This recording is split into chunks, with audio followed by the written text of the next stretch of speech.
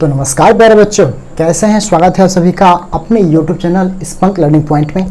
तो बच्चों, आज की इस वीडियो में हम लोग किसी भी तत्व का इलेक्ट्रॉनिक विन्यास यानी कि इलेक्ट्रॉनिक कॉन्फ़िगरेशन किस प्रकार से निकाला जाता है, वो आज की इस वीडियो हम लोग काफ़ी ज़बरदस्त और मस्त तरीके से सीखने वाले हैं। तो बच्चों चलिए स्टार्ट करते हैं आज के इस शानदार क्लास को। जो आप देख सकते हैं कि हमने यहाँ लिखा है इलेक्ट्रॉनिक विन्यास यानी कि इलेक्ट्रॉनिक कॉन्फ़िगरेशन, है ना। तो जैसे कि हमने यहाँ लिखा है कि अफबाउ नियम के अनुसार, ये अफबाउ नियम क्या होता है। आप सोच रहे होंगे कि क्या ये किसी वैज्ञानिक का नाम है। जी नहीं, ये किसी वैज्ञानिक का नाम नहीं है। ये क्या है, ऊर्जा के बढ़ते क्रम का नियम है, ठीक है ना। इसका मतलब होता है ऊर्जा के बढ़ते क्रम का नियम, ठीक है ना। तो आपको किसी भी तत्व का इलेक्ट्रॉनिक विन्यास निकालने के लिए एक सीरीज आपको याद रखनी है। ये क्या है, हमारा एक सीरीज है और ये सीरीज क्या है 1s 2s 2p 3s 3p 4s 3d 4p 5s और 4d। इस सीरीज को आप यदि याद कर लेते हैं तो आप किसी भी तत्व का इलेक्ट्रॉनिक विन्यास काफ़ी आसानी पूर्वक निकाल सकते हैं, ठीक है ना।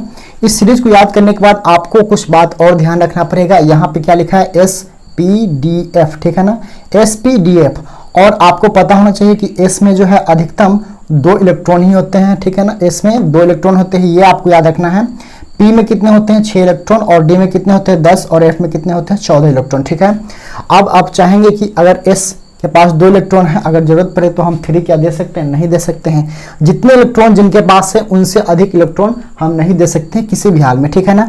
तो आपको इस सभी इलेक्ट्रॉन को याद रखने होगा कि S के पास 2 इलेक्ट्रॉन होते हैं, P के पास 6 और D के पास 10 और F के पास 14, ठीक है। आइए अब हम किसी तत्व का इलेक्ट्रॉन विन्यास निकाल कर देख लेते हैं। हमने यहाँ पर सोडियम लिखा, ठीक है, और इसका जो परमाणु संख्या होता है कितना होता है, यानी कि 11 होता है, ठीक है ना। इसका परमाणु संख्या कितना होता है, 11 होता है। अब इसका इलेक्ट्रॉनिक विन्यास लिखने के लिए आपको इस सीरीज को याद रखना है ना। इस सीरीज को हम यहाँ पर नोट कर लेते हैं। फर्स्ट में क्या है 1s, उसके बाद क्या है 2s और उसके बाद 2p। हम 3 सीरीज ही लेते हैं, ठीक है। अगर जैसे जरूरत पड़ेगा इसमें से हम ले सकते हैं। तो अभी फिलहाल हमने 3 लिया है और इस 3 से हम चेक कर लेते हैं क्या हमारा इतना परमाणु संख्या इसके इक्वल हो जाता है कि नहीं, है ना। अब आप देख लीजिए यहाँ पर S के इक्वल टू में कितना है 2 इलेक्ट्रॉन है, तो आपको S के ऊपर 2 इलेक्ट्रॉन यहाँ पे रख देना है, ठीक है। यहाँ भी 2 रख देंगे और यहाँ P के पास कितना इलेक्ट्रॉन है, देख लीजिए यहाँ P के पास 6 इलेक्ट्रॉन है, आपको यहाँ पर 6 दे देना है, ठीक है। 6 दे दिया, उसके बाद आप चेक कीजिए कितना इलेक्ट्रॉन पूरा है ना। यहाँ 2 और 2 4, 4 और 6 10, यानी कि हमें यहाँ पे 11 इलेक्ट्रॉन करना है। और आप एक चीज जान लीजिए कि जितने इलेक्ट्रॉन की संख्या होती है उतना ही परमाणु की संख्या भी होती है, ठीक है ना। यानी कि परमाणु की संख्या और इलेक्ट्रॉन की संख्या हमेशा सेम होना चाहिए, ठीक है। उसके बाद आप देख लीजिए कि यहाँ पे कितना हुआ टोटल, हमारे पास 10 इलेक्ट्रॉन हो, अभी हमें 11 चाहिए, तो 1 इलेक्ट्रॉन की और आवश्यकता है। तो यहाँ देखिए 1s 2s और 2p ले लिया, तो हमें इस 3s वाला को यहाँ पर नोट करना पड़ेगा, ठीक है। तो 2 और 2 4, 4 और 6 10। अब आप कहेंगे कि S के ऊपर तो 2 इलेक्ट्रॉन होता है, तो क्या हम यहाँ 2 दे दें। चलिए मान लेते हैं हमने यहाँ 2 दे दिया। अब आप ऊपर के इलेक्ट्रॉन को जोड़िए, 2 2 4, 4 6 10, 10 2 12, हमें तो कुल 11 चाहिए ना। तो आप इसमें से 1 को माइनस कर सकते हैं, ठीक है ना। यानी कि हमारा 11 इलेक्ट्रॉन टोटल परमाणु की संख्या के बराबर आ चुका है। तो ये हमारा क्या होगा, इलेक्ट्रॉनिक विन्यास हो जाएगा, ठीक है। आइए हम कुछ और तत्वों का इलेक्ट्रॉन विन्यास निकाल के देख लेते हैं।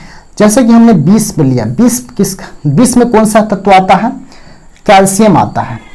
अब आप इसका इलेक्ट्रॉन विन्यास निकाल के देख लीजिए, ठीक है ना। इसी सीरीज को आपको नोट करना है। फर्स्ट में क्या है 1s, उसके बाद क्या होता है 2s होता है और उसके बाद 2p, उसके बाद 3s के बाद 3p, है ना। हमने यहाँ पे ले लिया, ठीक है। अब आपको बारी बारी से जितने भी इलेक्ट्रॉन हैं जिनके पास, उनको आपको ऊपर देना है, ठीक है ना। S के पास कितने इलेक्ट्रॉन है 2, तो S के ऊपर आप 2 रख लीजिए, यहाँ भी 2 रख लेंगे। और P के पास कितने हैं 6, तो 6 रख लीजिए। अब आप ऊपर को जोड़ के देख लीजिए, 2 2 4, 4 6 10, हमें तो 20 के पास जाना है, 20 टोटल पुराना है। अब S पे आप 2 दे सकते हैं, ठीक है। तो 2 2 4 6 10 2 12, अभी हमें कितने इलेक्ट्रॉन की जरूरत है 20। तो क्या आप सोच रहे हैं कि हम यहाँ पे 8 रख दें, 8 रख सकते हैं, बताइए आप लोग। 8 हम क्या रख सकते हैं, यहाँ पे नहीं रख सकते हैं, क्योंकि आप यहाँ देख सकते हैं कि P के पास कुल 6 इलेक्ट्रॉन ही होते हैं। 6 के अलावा हम 7 नहीं दे सकते, ना 8 दे सकते हैं। जितने इलेक्ट्रॉन हैं उतना ही देना होगा, उससे अधिक हम किसी भी हालत में नहीं दे सकते हैं, ठीक है। तो यहाँ पर हम 6 ही रखेंगे। तो 6 रखने के बाद हमारे पास कितने इलेक्ट्रॉन पुरते हैं यहाँ पर हम चेक कर लेते हैं। 2 2 4 6 10 10 तो 12 6 18, यानी कि 2 इलेक्ट्रॉन की आवश्यकता और है हमें। तो हमने यहाँ पर 3p तक यहाँ पर राइट किया था, है ना, 3p तक। अब हमें 4s की जरूरत है, तो हम यहाँ पे 4s को राइट कर लेते हैं, लिख लेते हैं, ठीक है ना। तो कितने इलेक्ट्रॉन यहाँ पर हुए थे? 2 2 4 6 10 तो 12 6 18। एस पे कितने इलेक्ट्रॉन हो जाएंगे? 2 हो जाएंगे, 18 और 2 20। तो यानी कि हमारा परमाणु संख्या के बराबर ये इलेक्ट्रॉन की संख्या हो चुका है। अतः यह हमारा इलेक्ट्रॉन विन्यास एकदम करेक्ट है। आइए अब हम कुछ और तत्वों का इलेक्ट्रॉन विन्यास देख लेते हैं। जैसे कि आप ले लीजिए नाइट्रोजन। तो नाइट्रोजन का परमाणु संख्या कितना होता है? Hydrogen, helium, lithium, beryllium, boron, carbon और नाइट्रोजन, यानी कि 7 होता है, ठीक है ना, नाइट्रोजन का। अब आप इसका इलेक्ट्रॉन विन्यास किस प्रकार से निकाल सकते हैं बताइए। फर्स्ट में हम क्या लिखेंगे? 1s, उसके बाद 2s 2p, यहीं तक हम चेक कर लेते हैं क्योंकि 7 परमाणु संख्या है तो ज़्यादा बढ़ना का कोई जरूरत नहीं है। तो s पे कितने इलेक्ट्रॉन होते हैं? 2 होते हैं। यहाँ भी कितने होते हैं? 2 होते हैं। आप चेक कीजिए कि कितने इलेक्ट्रॉन हुए? 2 2 4, है ना, और हमें कितना चाहिए? 7, सिर्फ 7 चाहिए, यानी 4 तो हो चुके हैं। तो यानी कि p के पावर हम कितने दे सकते हैं?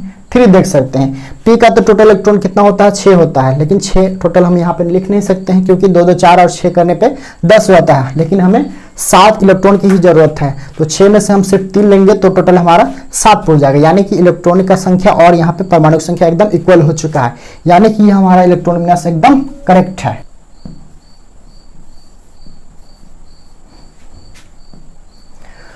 तो हमने यहाँ पे जिंक तत्व को लिया है जिसका परमाणु संख्या कितना होता है? 30 होता है।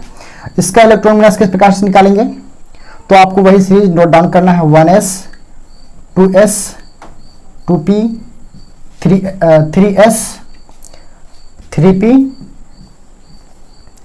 4s, देख लीजिए यहाँ 1s 2s 2p 3s 3p 4s, ठीक है। और एक 4d को ले लेते हैं क्योंकि यहाँ पर परमाणु संख्या 30 है तो हमें वहाँ तक जरूरत पड़ सकता है, ठीक है ना। तो चलिए बारी बारी से आप इलेक्ट्रॉन की संख्या को आप ऊपर में रखिए। 2 यहाँ पर हो जाएगा, ठीक है, 2 2 4 हो गया, 30 तक हमें जाना है। p पे 6 रख दीजिए, तो 2 2 4 6 10 हो गया। s पे 2 कर दीजिए, 10 तो 12 हो गया। और p पे 6 कर दीजिए, 12 6 18 हो गया। और s पे 2 लगा दीजिए, 18 2 20 हो गया, ठीक है ना। d के पास कुल इलेक्ट्रॉन 10 है तो आप d पे 10 रख लीजिए। अब आप एक बार फिर से इसको ऐड कर लेते हैं। 2 2 4 4 6 10 10 तो 12 12 6 18 18 तो 20 20 10 30, यानी कि जिंक का जो इलेक्ट्रॉनिक विन्यास ये हमारा हो चुका है। तो बच्चों हम आशा करते हैं कि आज क्लास आप लोग काफ़ी अच्छा लगा होगा।